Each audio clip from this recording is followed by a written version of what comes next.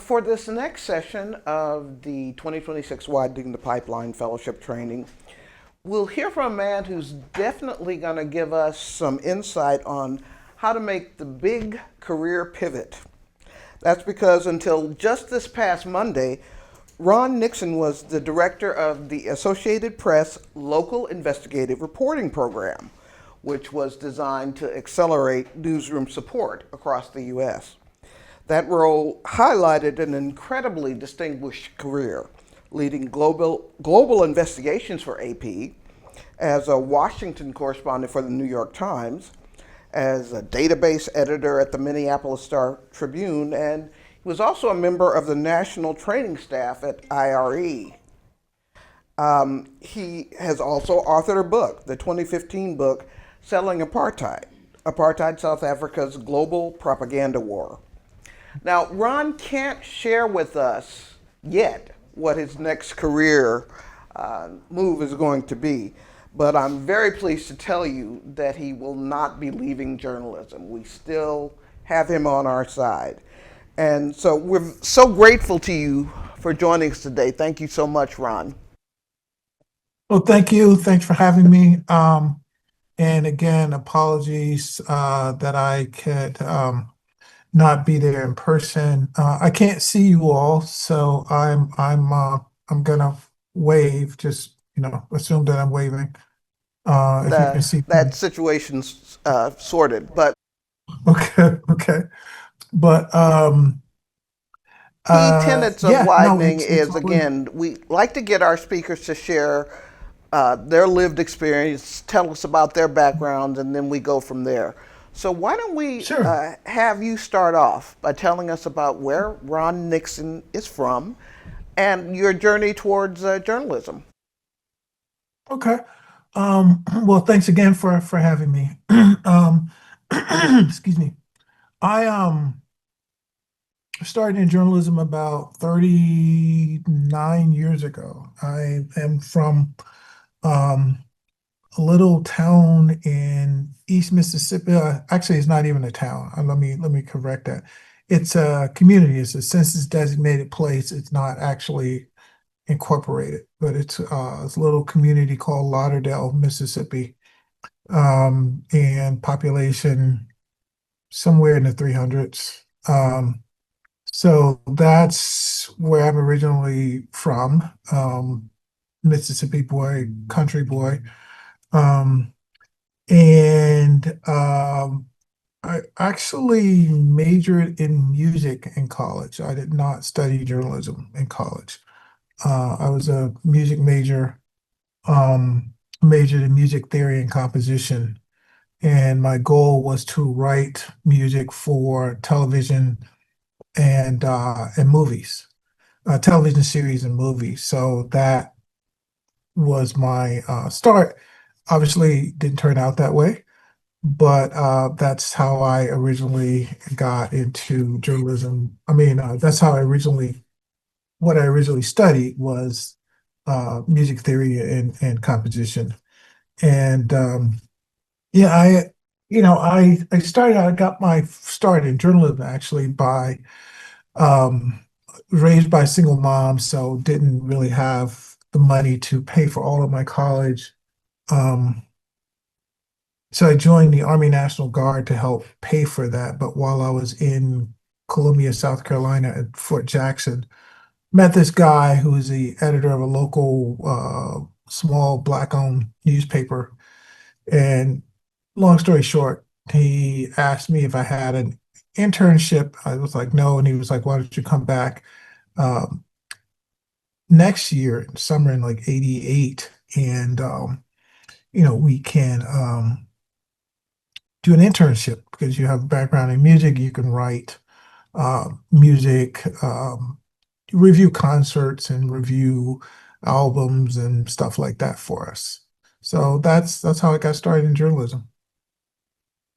Things I'd like to ask folks who are in our cohort is, back in those early days, did you foresee yourself rising through the ranks and achieving some of the things that you've achieved? Did you want to be a reporter for the New York Times?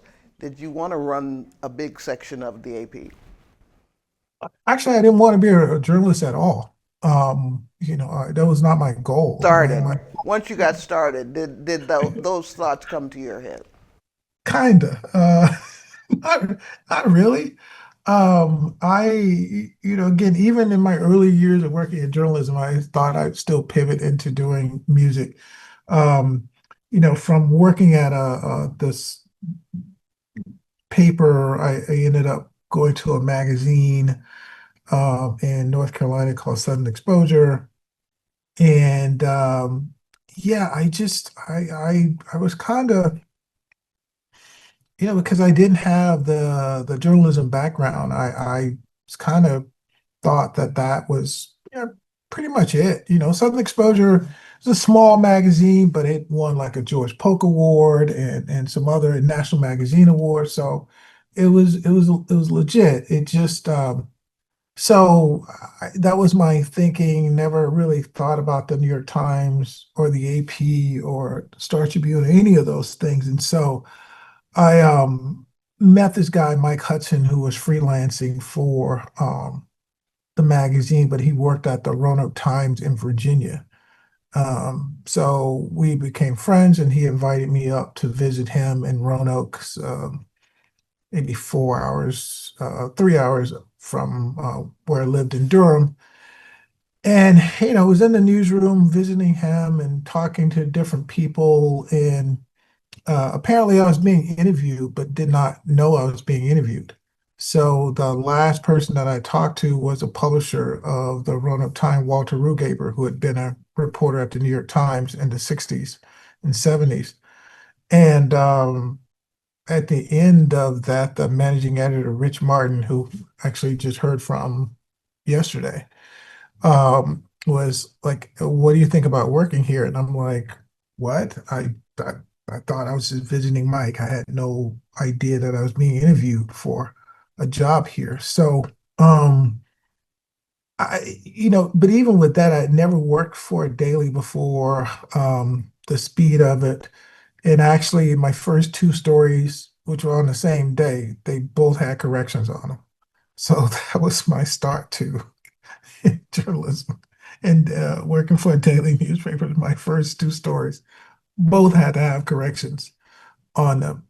Um, but I do remember thinking, when I got to the Roanoke Times, that I remember standing on the little balcony of my apartment thinking, hey, I've made it. And that was it. I really didn't think about going any further than that. I would Sundays I'd go get the New York Times and the Wall Street Journal and the Baltimore Sun and the Sunday editions. The Sunday edition for the Baltimore Sun and the New York Times. Wall Street Journal didn't do weekends back then.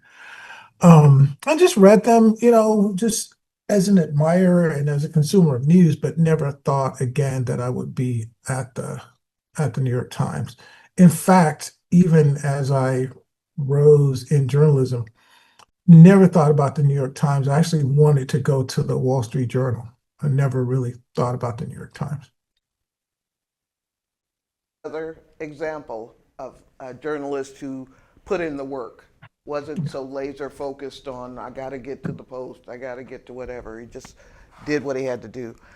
I'm going to start this discussion with you off with a premise that I hope will fuel the rest of our conversation. And Hmm. that is, it's my feeling that there's a perfect storm of circumstances happening now that make becoming an investigative reporter much more viable for our young journalists today than maybe when we were.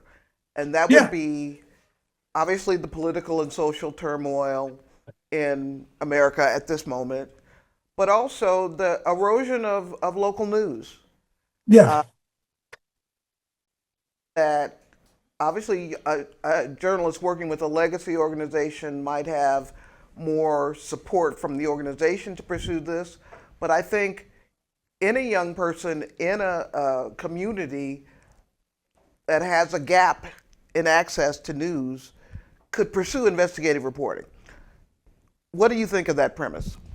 No, I agree with that. Again, it's going to look a lot different than the stuff that we did coming up. And but I do see a lot of stuff that is impressive. There's a couple of like, folks, content creators on YouTube that I really like. There's this kid, I can't think of his name in Georgia, in Atlanta. What he's doing is investigative reporting. I don't know that he knows that what he's doing is investigative reporting, but what he's doing is investigative reporting. It's not sensational. He walks you through the story. He gives you the sources of the information that he does that he uses, and they're credible sources of information. So I think, yeah, you can the barrier to entry um, is lower now. There's not this idea again that well, you used to tell us, oh, you gotta earn your, you gotta, yeah, earn your way. You gotta pay your dues. Which, there's a place and times for that, and I think there's certain people who still believe that. I don't necessarily subscribe to that because I think that if you're good, you're good, and there are things that I can just teach you. I hired a young lady out of Arizona State several years ago, about 4 years ago. And typically a team, an experienced teams like the AP Global Investigative Team, people are clamoring for those roles, and someone out of school. I mean, she was a grad student, so not just undergrad, but even so, someone with her experience would not have been on an investigative team. But I thought that, what could she learn by going to like Iowa or some other small newspaper? Nothing against those papers, just using it as an example. There are things that she needs to learn. I could teach her, right? So I think that the technology has lowered the barriers to doing investigative reporting, and also changed how we do investigative reporting. I know that there are the old heads, so to speak, who lament the good old days. Um, but the thing about the good old days is they're the good old days and they're not coming back. So you have to embrace where you are. If the ship has hit the iceberg, it's nice to think about what happened um, before the ship hit the iceberg, but right now you're sinking. So you got to deal with the situation that's in front of us. And so we have to deal with journalism as it is, not how we wish it was. Analogy, the ship is sinking, so what do we do Mm. now?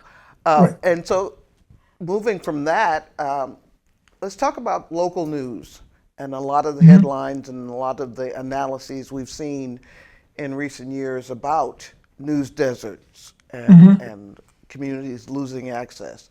And I know Right. AP did a study of that, a report about that. Is that Yeah. correct? I think Give the AP did one. There's been a couple of others who did some, but I think that I mean, let me just address something that bothers me a little bit about those types of studies. In terms of the intent is good. I understand why people are doing those things. Um, But I just want to be very, very, very clear that just because you have a news outlet in your town or area does not mean that you're actually getting news. Um, if we look back during these 60s, 70s, and even into the 80s, there are certain parts of town that wasn't get covered. And if they did get covered, it was pretty much negative coverage. And I'm not saying that we should never do negative coverage. I mean, but bulk of my career has been in investigative reporting, which I guess some people would say a lot of the coverage is negative, but I'm just saying that um, we have to imagine a world in which journalism serves everybody and not dream of this world where it used to serve everybody because it never did.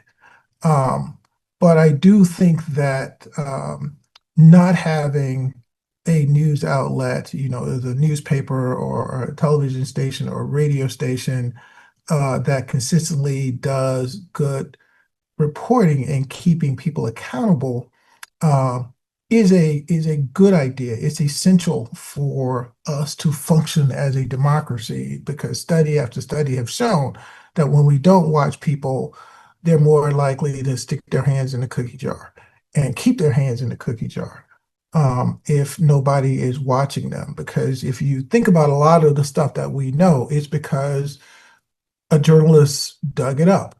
We know several things. Journalism has gotten defective products off the market. Gotten people out of prison. Gotten people put in prison. So journalism serves a vital role. But again, I just think we have to be realistic about the fact that it has traditionally not served everybody, and the journalism that we want to create should serve everybody. That I've heard sort of bandied about over the past few years, and that is the myth of objectivity, and how, and particularly as it pertains to journalists of color. Right. I was trained to think I had to leave my identity at the door, and everything was, arm's length, objective, etc. But as you Mhm. just said, journalism, as we know it, has never served everybody. So, Right. how should these young journalists be thinking about that issue? Well, I think, the fact that you have a diverse group of people, um, that in of itself it lends itself to a system that creates more coverage. And when we say, I hesitate to use the word diverse coverage because it really, to me at least, talked about segmentation. And I'm saying that all of us are citizens of where we live, and we deserve the same type of coverage, good or bad. So I think by having people with different viewpoints, and that could be racial, that could be gender, that could be economic, because I think when we talk about, diversity and covering all communities, we tend to think of diversity as sort of a one-way thing. But, take myself for instance. Yes, I'm a black man, but I'm from the rural South. I grew up hunting, fishing. I hate both of those, by the way. Um, um, I was in the military.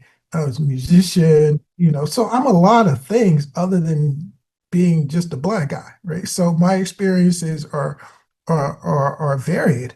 And so when you bring people into the newsroom with those different perspectives, you're not just bringing a person in from, a black person who you think does this, that, or a Latino person or an Asian person or whatever. It's just that you're bringing a lot of different things in that people will see where you will have your blind spots. I have blind spots. We all have blind spots, but by bringing in more and more people, you cover those blind spots because they're able to see things that you can't. And in terms of objectivity, I mean, objectivity was never the way it was originally conceived was never meant to just be like both sidisms, right? Because let's take investigative reporting, for instance. Investigative reporting is not objective. It tells you a certain thing. It says this thing happened and people covered this up. It doesn't say, okay, some people say this is covered up, and then other people say this.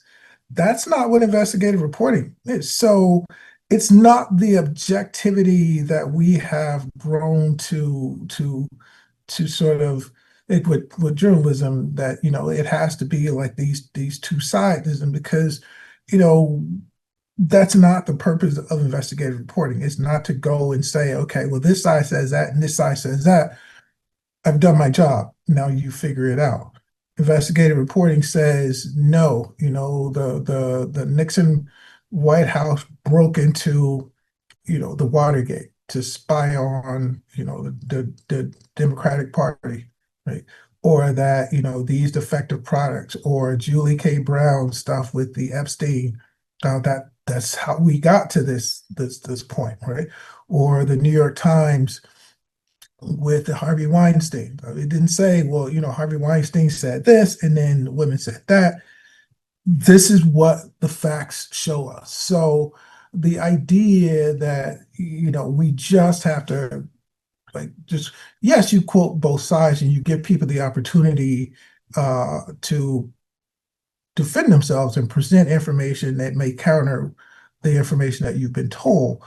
But again, I think the idea that there's some objectivity where you just show any don't have any findings that say anything, but just sort of a bland report that just quotes both sides. I think that's a fallacy. Diverse voices into the newsroom setting. One of our speakers yesterday was NPR's vice president for DEI, and we had a really great conversation about their efforts. And I wanted to ask you, do you feel like we're at a sort of a critical turning point in terms of having a seat at the table in newsrooms, being in positions of shaping the coverage, influencing the coverage? Are we at sort of a crisis point now, or are you hopeful? Well, uh, I would say that it's better it has been, but there's still a long way to go.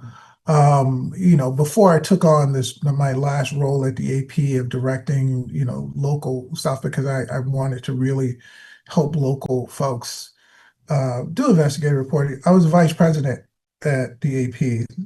My title was vice president for news and head of investigations, enterprise partnerships, and grants. So I was one of the highest ranking people there. One of the highest ranking people in journalism, one of the highest ranking people of color in journalism. So, we have gotten these opportunities, and I do think that it does help to um, shape the news and provides a fuller picture of what's happening in society. Um, but I do think there is a long way to go because the majority of people um, in these top jobs continue to look a certain, tend to be certain people. And that has been a constant struggle for this industry. This up for the journalists to have questions to you soon, but I have one more before we do that. Sure. And that is our first virtual training last month was about the use of AI Hmm. in journalism. And one of our speakers was from Cal Matters and told us about their digital democracy um, chat bot. But Hmm. I wanted to ask you about that in terms of, I personally see it as a tool to do the Right. heavy lifting uh, in investigative reporting. But obviously, there are a lot of people who have a lot of concerns about AI. I wanted to get your thoughts on that. Yeah. So listen, AI is disruptive in good ways and bad ways. I mean, it's disruptive in that it will fundamentally change how we practice journalism in the same way that the web did. Um, the good thing, I think the industry is taking it a little bit more serious than we took the World Wide Web. because I think people tend to at that point thought the web was kind of a fad, and they were horribly wrong. That being said, I think there's a lot of promises about AI that I don't, and I'm happy to be wrong, but I just had this conversation with someone at Indiana University a few weeks ago, and he was saying, he thought that AI would just replace journalists because, he put his notes into something, into one of the chat bots, and it turned out whatever, and he was like better than a person could. And that's all. I don't know if it's better than a person could, but certainly quicker. And so that's true. But the thing is, as I said to him, so let's back up to that first step that you were talking about. Walk me through that first step. And he was like, "Oh, I put my stuff." I was so right. You put your stuff in. That's something that none of these tools will ever be able to do. The tool is not going to go knock on the door and persuade people to talk. The tool is not going to get people to turn over some secret document to you, right? Or to risk their jobs to expose some wrongdoing in government, like a deep throat or those types of it. So yes, it will disrupt a lot of things. It's already disrupt things like search, where now that those things are built into like AI mode when you do Google. So why spend that time searching? And so for a lot of news organizations, that's how you drove traffic to your site, was through search. So again, I am I don't look at, I think AI is simply, it is what it is. It's a tool that will fundamentally change how we do journalism, and we have to accept that fact. And we can't go back. We can't put the genie back in the bottle. So I don't, people lamenting the fact that, I heard someone saying, oh, I don't like this and I don't like that. Well, I don't like a lot of things, but they simply are, right? Um, I cannot like gravity, but if I go up and jump off the top of a building, it is what it is, And these things are here, they're going to stay, they will change. Um, but I think we'll see it start to smooth out in a few years, because right now, I think things are overhyped. I'm not saying AI is overhyped, but I think there's a lot of hype about what AI can do. We've heard this before, like big data and other tools that were supposed to do this, and that. As a kid who grew up in the 70s, I was told that, when I was growing, we would have like these personal jetpacks where you could like fly to places with the jetpacks, and I'm still waiting for my freaking jetpack. I don't. So that was promised to us back then. I remember a teacher telling us when I was a kid too that we had like three channels back then: ABC, CBS, NBC. Well, for where I live, we had two and a possible, because you could kind of get NBC if you turn the antenna a certain way, and it rained, you could get it, but not. And then PBS, you could kind of get PBS too. But I remember a teacher telling us that we would have like 400 channels by the time, you're going to have like hundreds of channels. And yeah, we do. And there's absolutely nothing on them.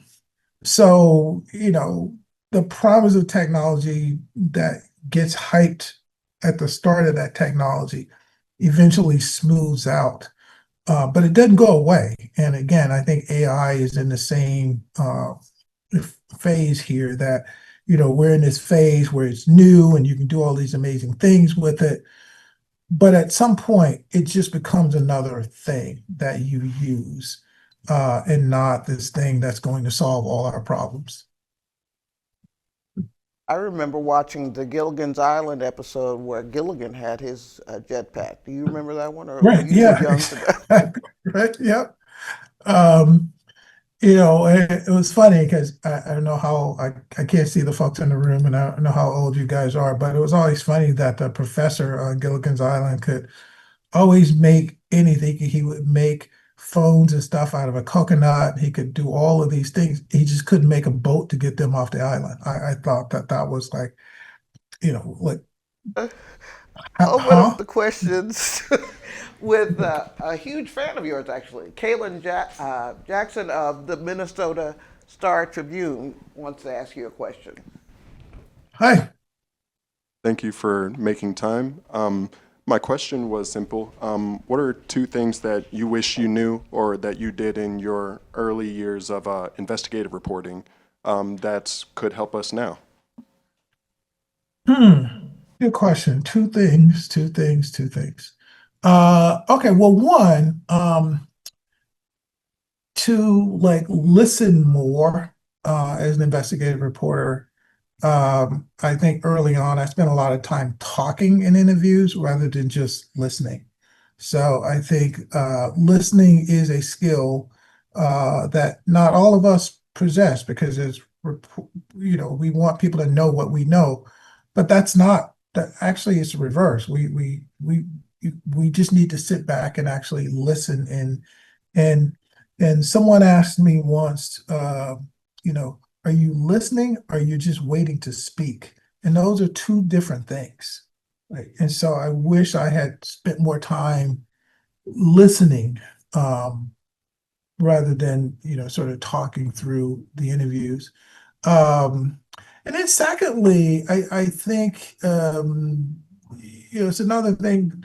There's a bunch, but I think this one is I wish I would have spent more time on the storytelling portion of the investigative reporting because a lot of investigative reporting was and is really dense and trying to get through stuff can be really and one of the things that I emphasized when I led the enterprise and investigative teams at the AP was storytelling, right?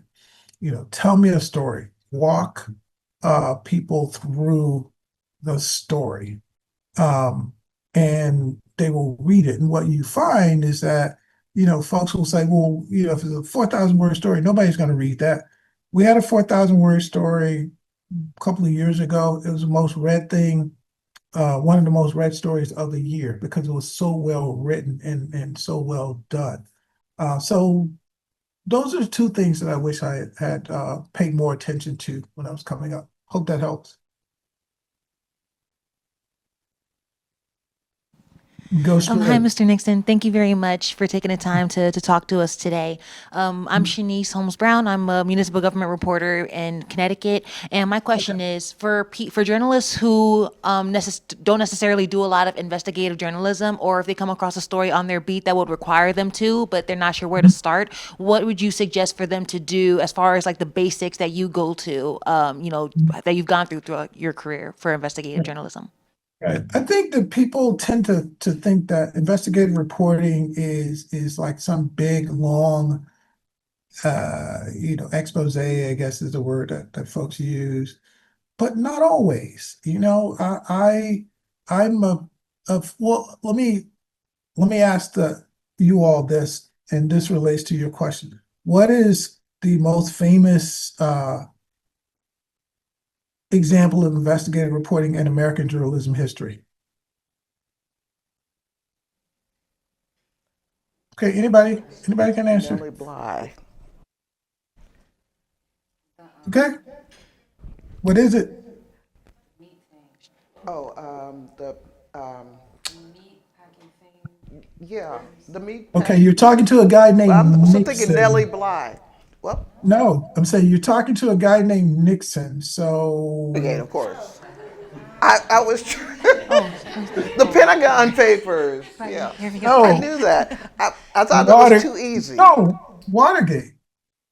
Watergate is the most. I mean, this whole movie, all the president's men, probably the most famous story. There's been others, but that was like what was led people to join, go to the journalism schools and all kinds of things. It really changed how journalism is done.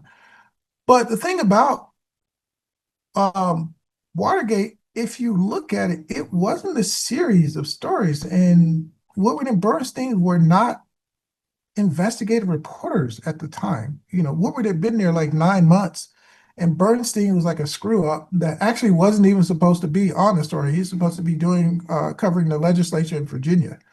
Um, but they did story after story showing what they found when they found it.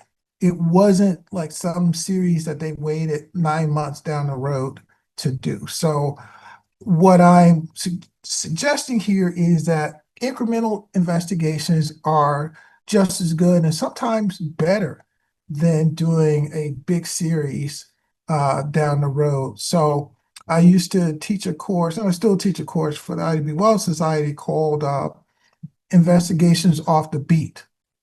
Because for a lot of my career, I was a beat reporter. And so I set aside time on my beat to do, investigative work. And it's what we used to, back then, used to call the two notebook rule. Let's say you go to a fire, right? You gotta say, hey, this, who, what, when, or where, and what, and how, what happened there. So that's your daily story. You got to do that. But in your second notebook, you put down things that you have larger questions about. How long did it take the fire department to get there? Have there been other fires in the areas? Does the fire department have the resources that they need? So that way, even while covering your beat, you can still have that investigative mindset. Does that make sense? Okay, let's go to Paris and then we'll Hello? come back I up to can Tom. hear you. Okay. Is it on? The green. Yeah. Hi, Mr. Nixon. My name is Hi. Paris Barraza. I am a reporter with the USA Today Network. I'm a general. Hello? I lost you there for a second. I heard USA Today. Any recommendations when a journalist is trying to do investigative reporting, but is kind of stuck in their reporting? So, for example, I a few years ago was doing a story about an art museum that was facing some allegations that they hadn't properly taken care of a piece of art. And I really wanted to get definitively the answer. Did they actually take care of the art, or did they kind of mess up somewhere along the way? Unsurprisingly, it's when somebody's facing allegations, they're obviously not particularly interested in revealing the details. And so, unfortunately, I think the best story I was able to do at the time was just sort of, they say this person says this, why does this art matter to the community? But yeah, I felt really stuck. I really wanted to get to the facts of what actually happened. And in hindsight, I had wished I found more retired employees to talk to hopefully, give me some insight into what may have happened. But yeah, I'm just Right. curious about any recommendations you might generally have when somebody is sort of stuck. Yeah. And what you said is what I would have suggested. The first thing would be talk to people who used to work at the place, right? Because the formers are always the first people that I go to. They can tell you not only how the place worked, but could put you in touch with the people who do work at the place, right? Was this a private museum, or was this a public museum? They had faced a lawsuit, What was this, a private or public museum? private. Private, okay, yeah. Well, and that's so the second thing you mentioned it again, you kind of answering your own question, but lawsuits would be another thing of looking at, like, have they been sued before for this very issues, and looking at the complaints of the lawsuit, which lays out what the allegations are. So that's how I would do it. And then sometimes, it pays to just do that first story with what you have, and that will loosen other folks to come forward to tell you more. And then the fourth thing, sometimes we just have to play, like, sometimes we just don't get the story because for whatever reasons. trust me, there are many, many, many, many, many stories that I just couldn't advance it. I couldn't go any further with it. For lack of documents, nobody would talk. Those things happen. It's a fact of journalism. So it's not a failing. It's just, you know, in baseball, and by the way, I am not a baseball fan, but if you bat 300 in baseball, you are a superstar. That's just 30%. So, in journalism, our percentage is higher than that. So again, there's just sometimes we're not going to be able to get the story. But in that case, I would have started with like formers.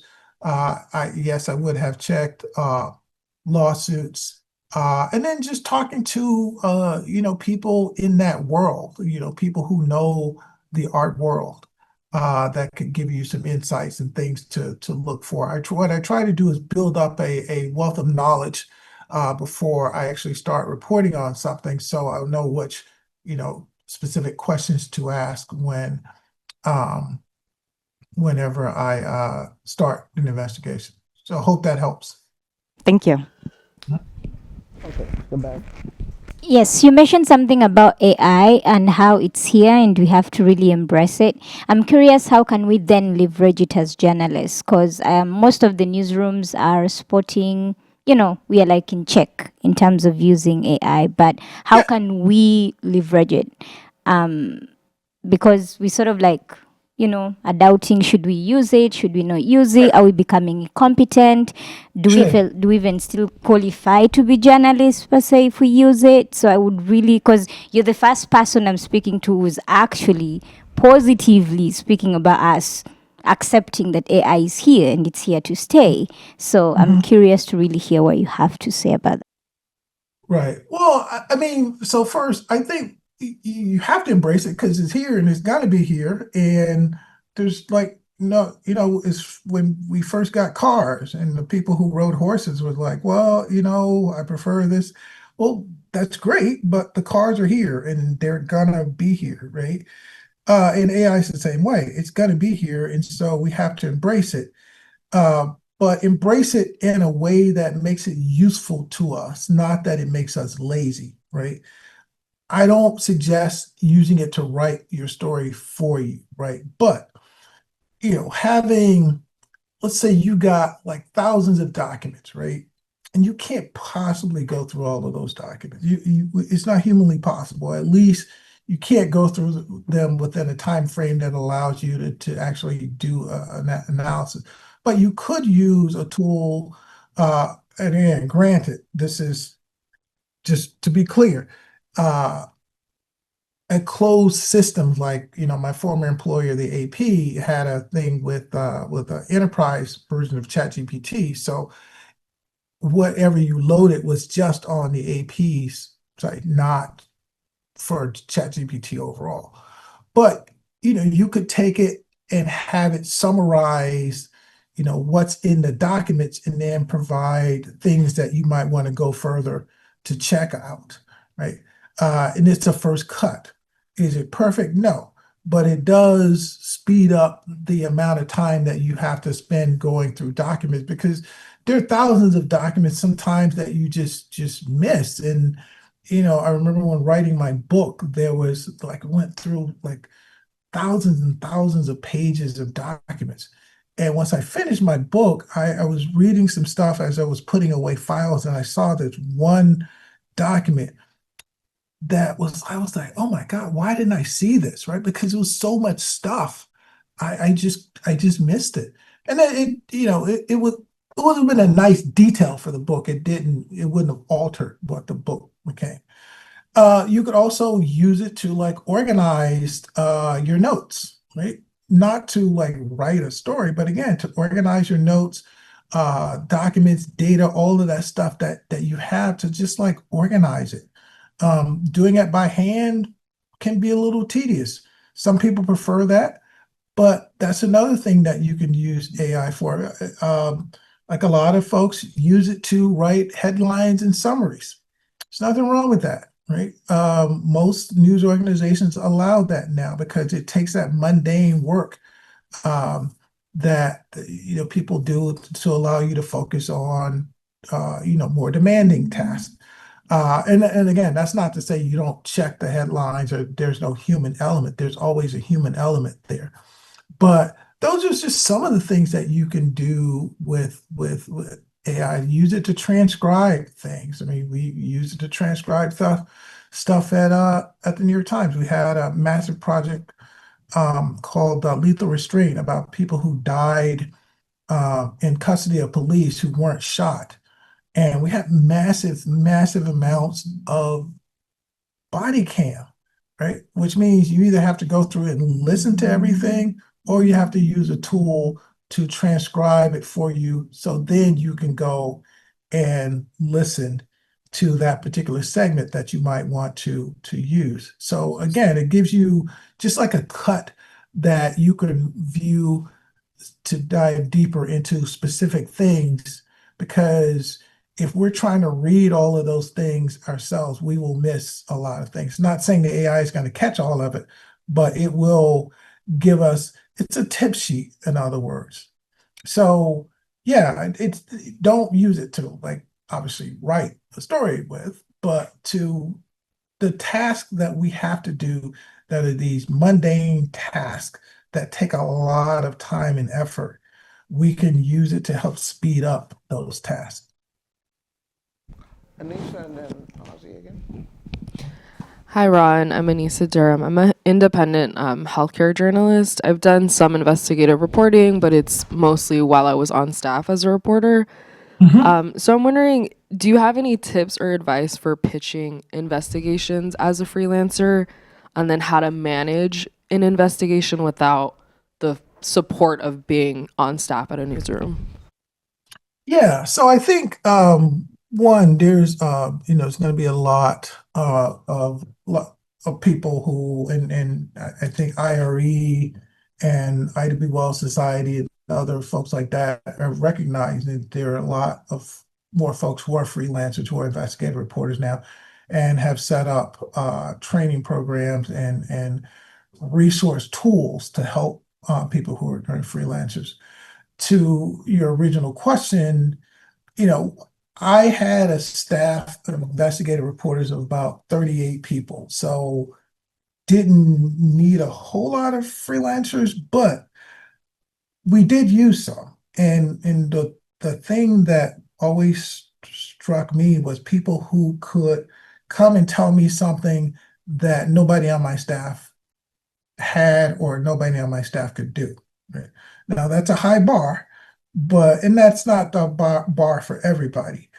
But if you have something that, like nobody else has, you're bringing them something that, is guaranteed, guaranteed in quotes, to like really blow up, then yeah, they're gonna listen. But the thing is to, again, tell a story. Like tell me, don't give me a bunch of facts. Tell me a story. Tell me what you have, but tell it to me as a story. That works for if you're pitching it to me, that's the kind of thing that I look for. And again, all editors are different, but those are the types of things that I look for. And again, I do want to just make sure, like, the Center for Health Journalism at University of Southern California, Fund for Investigative Journalism that does grants up to $10,000. IB Well Society that I co-founded has fellowships. So these are just some tools for folks who are independent journalists.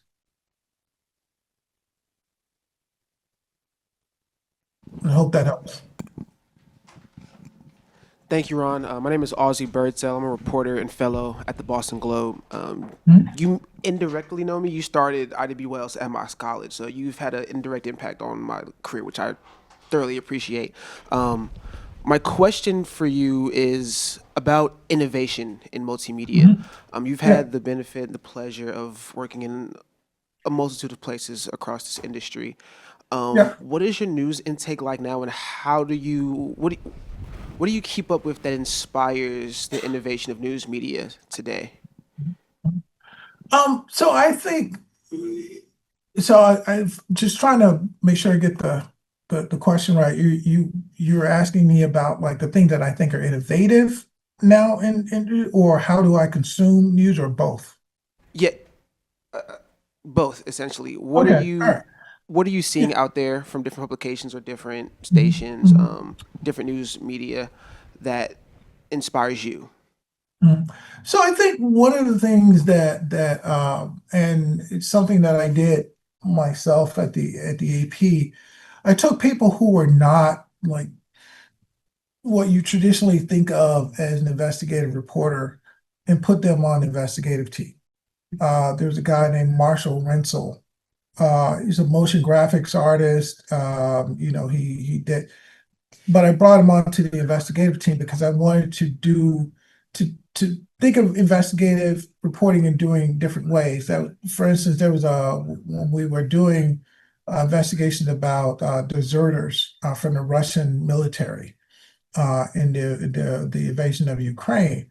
Like we had no art, we had no video, we had no pictures, we had nothing, right? So Marshall basically created an animated story that we put out on YouTube that would very well because again, years ago that would not have been possible. We would have just wrote a big story that said these people did this and that, but having him on staff and being able to like utilize these skills that are typically on your graphics team. But my thing is like, why have those people isolated over there on the graphics team? Why not have them come over and think about how we do investigative reporting in a different way? I had another guy, Peter Hamlin, who was the illustrator. He was on my enterprise team, right? So I took people who weren't, journalists in the way that we think of as journalists or investigative reporting, and put them in positions where they could think about storytelling differently. You see things like visual investigations where people are using open source investigative techniques, satellite imagery, user content to like the New York Times visual investigations or AP's visual investigations or the Post, Washington Post, and other people. CNN has done some of this stuff, BBC, Al Jazeera. So those are some of the things. I mean, when I first saw it, I first saw Bellingcat do a training in South Africa at a conference, and I sent my entire staff to Bellingcat training to learn how to do open source investigative techniques because I figured like that's something that we need. I think those are some of the innovations that I see in journalism that I'm really a fan of. I think that the other thing is people thinking specifically about different digital audiences. Whenever we would do an investigation, I have this little emulator on my phone that I would look at to see how is this going to look on my phone, because majority of what I read is on my phone. Like it just is. Like I take 30 minutes every day or try to read a book, physically read a book. But the majority of the stuff that I read is going to be on my phone. So I needed to know how our investigations were going to look specifically on a small screen. And then just in terms of just there are jobs that exist now that did not exist in the past. So I think that, journalism has fundamentally changed. And yes, it's in turmoil and there's a lot of jobs that are being eliminated, but there's a lot of jobs that are being created as well, because there was no like audience reporter, before, because there was no audience on the web. I mean, there was an audience, it just wasn't the types of ones that we're used to now.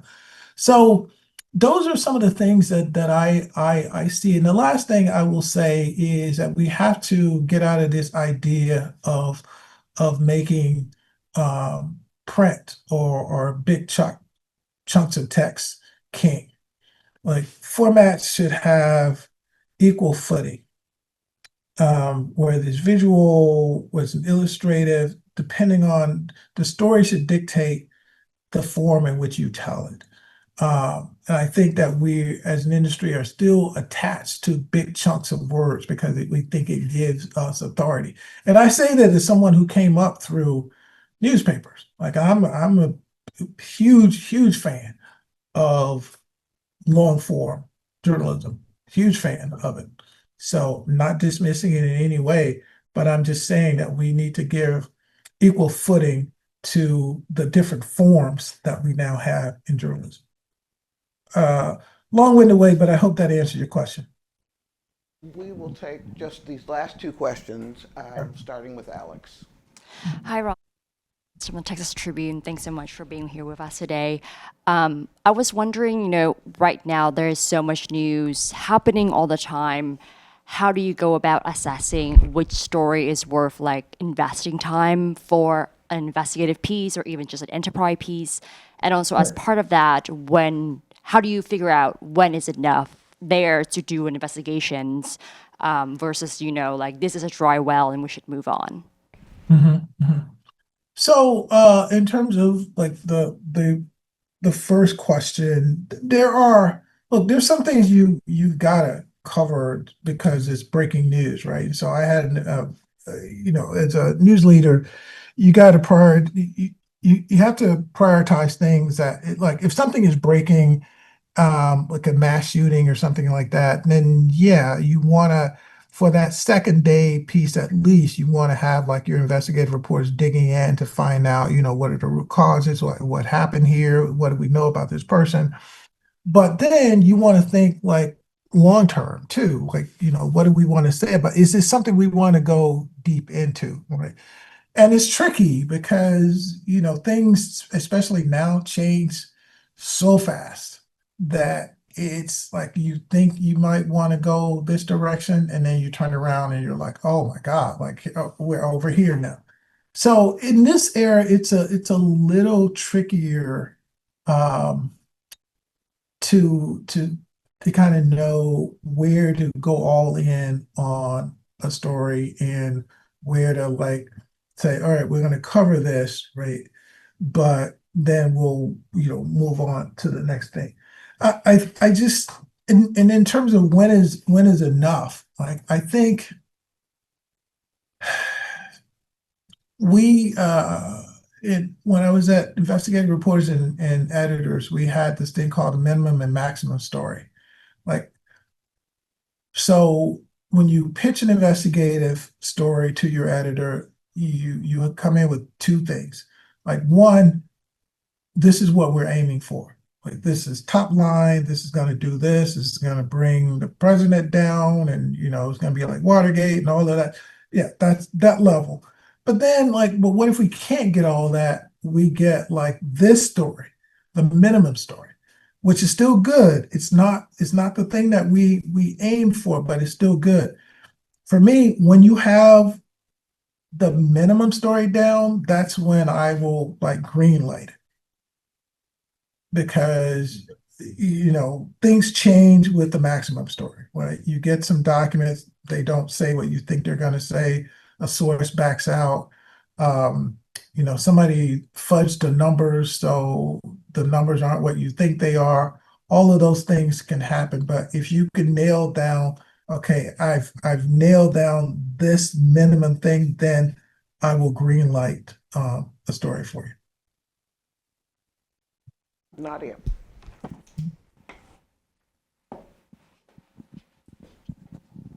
Hi, Ron. Yeah, thank you again for chatting with us. I'm Nadia with Cal Matters, and we briefly interacted when I was covering the Texas State House at AP. But I wanted to also, you had mentioned earlier about how you wish that, as far as diversity in newsrooms, that it's better than what it was before, but it, especially in terms of upper management, there could be improvement. And I'm wondering, in which roles or areas do you see the biggest gaps as far as, in terms of having more diverse voices in upper management of newsrooms, and what your understanding as to like why there's still a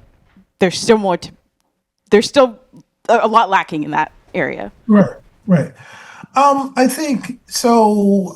I would say, listen, there are a lot more people like running, news organizations and networks and, things. So that is great. But I do think that, particularly in the area of investigative reporting, right? A lot of the leadership there is still not very diverse, right? And there's a lot of, that's one of the reasons that we founded the IDB Well Society, right? It was not just to get people into the field, but to work with those who are already in the field, who want to, who aspire to like lead those things. I think there's a huge gap there for the people who are leading, what I would argue is the most impactful form of journalism, which is like investigative reporting, right? And it's just not very diverse. And that's where we need to do a better job in steering people into those areas, because a lot of times people aren't steered into the areas because, somebody has an idea of what they think an investigative reporter is or what they think an investigative editor is, that, you got to be the person that's slamming your shoe down on the desk, or you got to be like this bully almost. And I was the exact opposite. I like I want people to have fun doing this. Work is hard enough, and so I want you to have fun doing it. I just call people up for no reason just to see how they were doing, right? But and I say that not to like just pat myself on the back, but to say that leadership looks differently. And so you can't just say, well, this makes a great investigative reporter or a great investigative editor. It looks differently. I was reading this biography of Tony Dungy, who was you don't have to be a football fan, but Tony Dungy, he's a football coach, and he couldn't get a job for years because, he's a black man, but also because he was just very soft-spoken, right? He wasn't a rah-rah guy, but folks just thought that that's not the image of a coach that we have, right?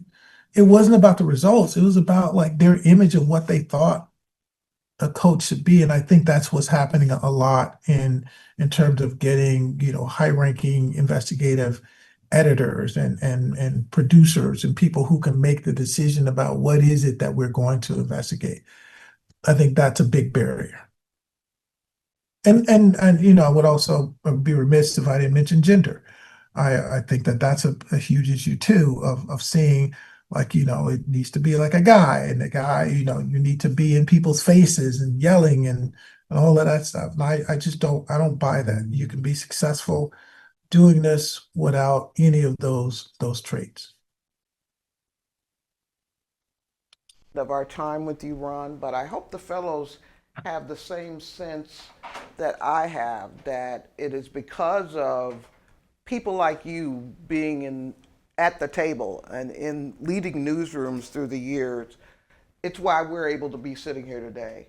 You have paved the path for so many journalists of color, so many young people who want to be investigative reporters.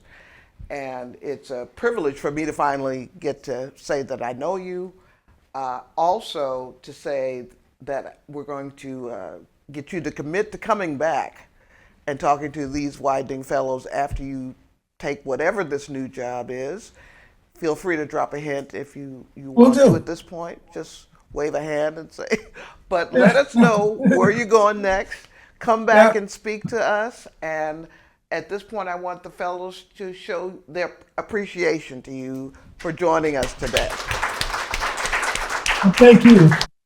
Thank you all. And yes, I will definitely let you know my next step. But for now, I'm just going to take some time. I've been grinding for like 20 years, so I'm going to just take a little time to step back and read a good book, go to the beach, and just relax for a minute. It's nice to have to get up in This- the I know morning you and said not Eastern do Shore, anything. but you should go to Bermuda, man. You've earned Okay. Bermuda. Oh, listen, it's I've been planning to, and then something will happen. But yeah, I will definitely hit it up before I. So, well, thank you all so much. Been a pleasure talking to you, and I hope to see many of you in person again, because like I know a few of you. But that yeah, thank you so much for having me. Thank you, Ron. Take care.